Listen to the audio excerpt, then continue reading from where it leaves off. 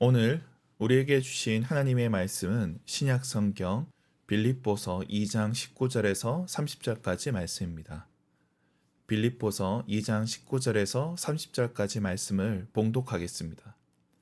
내가 디모데를 속히 너희에게 보내기를 주 안에서 바람은 너희의 사정을 알므로 안위를 받으려 함이니 이는 뜻을 같이하여 너희 사정을 진실히 생각할 자가 이밖에 내게 없음이라. 그들이 다 자기 일을 구하고 그리스도 예수의 일을 구하지 아니하되 디모데의 연단을 너희가 아나니 자식이 아버지에게 함같이 나와 함께 복음을 위하여 수고하였느니라. 그러므로 내가 내 일이 어떻게 될지 보아서 곧 이 사람을 보내기를 바라고 나도 속히 가게 될 것을 주 안에서 확신하노라. 그러나 에바브로 디도를 너희에게 보내는 것이 필요한 줄로 생각하노니 그는 나의 형제요 함께 수고하고 함께 군사된 자요 너희 사자로 내가 쓸 것을 돕는 자라. 그가 너희 무리를 간절히 사모하고 자기가 병든 것을 너희가 들은 줄 알고 심히 근심한지라. 그가 병들어 죽게 되었으나 하나님이 그를 긍휼히 여기셨고 그뿐 아니라 또 나를 긍휼히 여기사 내 근심 위에 근심을 면하게 하셨느니라. 그러므로 내가 더욱 급히 그를 보낸 것은 너희로 그를 다시 보고 기뻐하게 하며 내 근심도 덜려 함이라. 이러므로 너희가 주 안에서 모든 기쁨으로 그를 영접하고 또 이와 같은 자들을 존귀히 여기라. 그가 그리스도의 일을 위하여 죽기에 이르러도 자기 목숨을 돌보지 아니한 것을 나를 섬기는 너희의 일에 부족함을 채우려 함이니라. 아멘.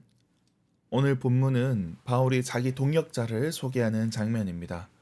바울은 보통 편지 끝부분에 함께한 이들을 소개하는데 오늘 본문에서는 중간에 이를 다루고 있습니다. 그와 함께한 디모데와 에바브로 디도에 대해서 소개합니다. 이들은 옥에 갇힌 바울을 대신해 빌립보 교회를 살피고자 보낸 이들입니다. 일종의 전권 대사라 할 수 있습니다. 바울이 신뢰한 이들에 대한 소개를 살펴보겠습니다. 먼저 본문의 19절에서 24절까지 말씀은 디모데에 관한 말씀입니다. 바울은 빌립보 교회가 어떤 상황인지 확인하고자 디모데를 대신 보내려 합니다. 여기서 디모데를 보낸다는 것은 단지 교회 상황을 확인하겠다는 것만은 아닐 겁니다. 자기를 대신해서 성도들을 권면할 사람을 보내는 것입니다. 물론 거기에는 온건한 경고도 담고 있습니다. 그러니 디모데가 가기 전에 지금의 갈등과 문제를 해결하라는 것입니다. 빌립보 교회가 문제를 풀어갈 수 있도록 또 디모데를 보내기 전에 시간을 주는 것입니다. 그런 가운데 디모데에 대한 소개도 이어지고 있습니다. 디모데는 바울과 함께 고난을 받았던 사람입니다. 21절에 보면 여러 사람들이 자기 일을 구할 뿐 예수님의 일을 구하지 않습니다. 그런데 22절의 디모데는 바울과 함께 복음을 위해 수고한 사람입니다. 지금까지 헌신적으로 사역해 왔다는 것입니다. 바울이 디모데를 어떻게 생각하는지를 보여주고 있습니다. 그리고 이어서 25절부터 30절까지는 에바브로 디도에 관한 말씀이 나옵니다. 디모데 앞에 에바브로 디도가 갔을 것입니다. 에바브로 디도도 바울과 함께 수고한 사람입니다. 그런데 그가 생각지 않게 빌립보 교회에서 일찍 돌아온 것 같습니다. 그가 일찍 돌아온 것에 대해서 사람들이 비난했다는 주장도 있습니다. 그가 불충성한 것은 아닌가, 사명을 다 감당하지 않고 돌아간 것이 아닌가, 이런저런 말들이 있었던 것 같습니다. 그래서 에바브로 디도가 어떤 사람인지 바울이 설명하는 겁니다. 사람들의 비난을 막고 그가 얼마나 충성된 자인지를 소개하고 있습니다. 아마 에바브로 디도는 중병에 걸려 죽을 뻔했을 겁니다. 27절에 보면 그가 병들어 죽게 되었으나 라는 표현이 나오고 30절에도 이러한 내용이 반복되고 있습니다. 이러한 상황에서 에바브로 디도는 빌립보 교회에 폐를 끼칠까봐 돌아온 것으로 보입니다. 그런데 에바브로 디도가 돌아간 것을 사람들은 도망친 것으로 또는 충성되지 않은 것으로 오해했던 것입니다. 이에 바울이 옹호하고 있습니다. 에바브로 디도가 교회에 폐를 끼치지 않으려 떠난 것이 오히려 오해를 샀기 때문입니다. 그러므로 바울은 이런 자들에 대해 존귀히 여기라 권면하고 있습니다. 여러 사역자들이 있습니다. 그런 가운데 자기의 상황을 과장해서 하는 일보다 부풀리는 사람이 있는가 하면 때로는 자신의 어려움을 축소해서 큰일인데도 아닌 척하는 사람, 그렇게 속으로 앓는 사람도 있습니다. 특히 선교제에 가면 그렇습니다. 선교제의 상황을 파악하기가 쉽지 않으니 선교 보고에 의존해야 됩니다. 그런데 어떤 사람은 본인의 사역 이상으로 홍보를 하고 더 많은 후원을 받아옵니다.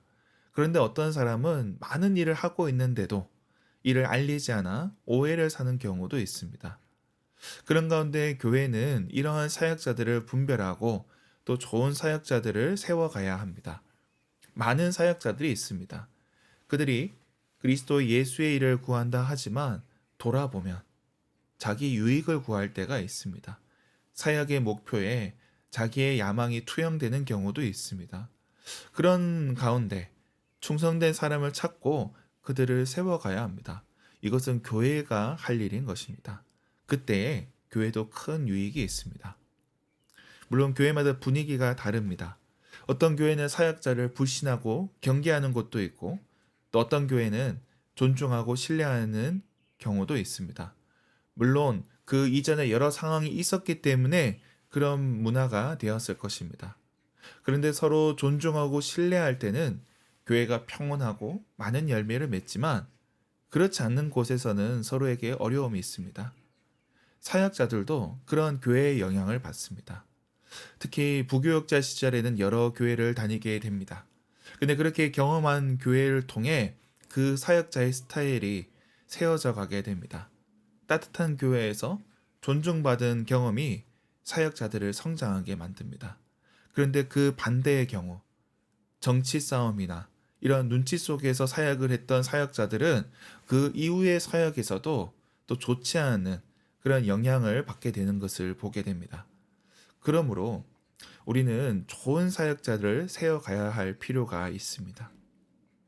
우리 공동체가 좋은 사역자를 또 영접하고 또 우리 공동체가 함께 세워나갈 때 엉뚱하게 오해해서 또 에바브로 디도처럼 공격하거나 원망하는 것이 아니라 이러한 사람들을 잘 발굴해서 세워나갈 때 공동체가 함께 세워져 갈 수 있다는 것입니다.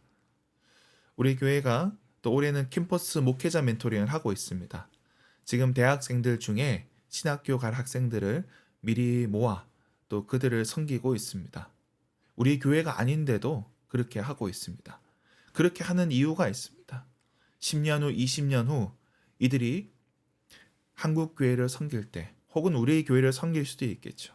그들이 사역의 경험에 우리 교회에서 받은 사랑 또 그렇게 도움받은 기억을 가지고 그렇게 섬기기 원해서 그렇게 하는 것입니다. 그렇게 사랑으로 섬김받은 기억이 저들의 앞으로 사역뿐만 아니라 한국교회 가운데 귀하게 쓰여질 것을 바라기 때문입니다. 또한 우리 교회를 섬기고 있는 교역자들도 마찬가지입니다. 특별히 두 분 목사님도 그렇습니다. 본인이 속한 교단이 아닌데도 우리 교회에서 사역을 하고 있습니다. 사실 이는 여러 어려움을 감수하고 섬기는 것입니다. 아마 두 분이 자신의 어떤 커리어만 생각했다면 우리 교회에 오지 않았을 것입니다.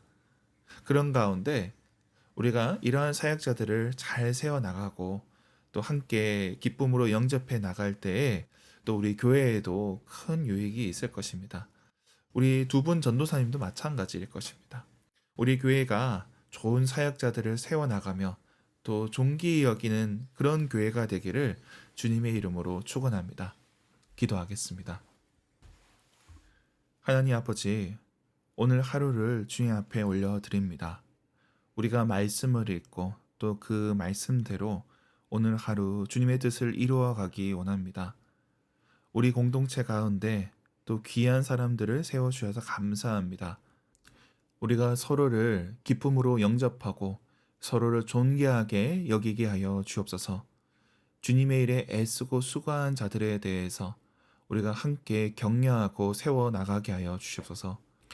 우리 가운데 연약한 지체들이 있습니다. 그 모든 상황 속에 주님 함께하여 주시고 주님의 도우심을 경험하게 하여 주시옵소서. 우리 손이 닿는 모든 곳, 우리의 가정과 일터, 그리고 학교에서 주님의 은혜를 경험하게 하여 주시옵소서. 감사드리며 예수님의 이름으로 기도드립니다. 아멘.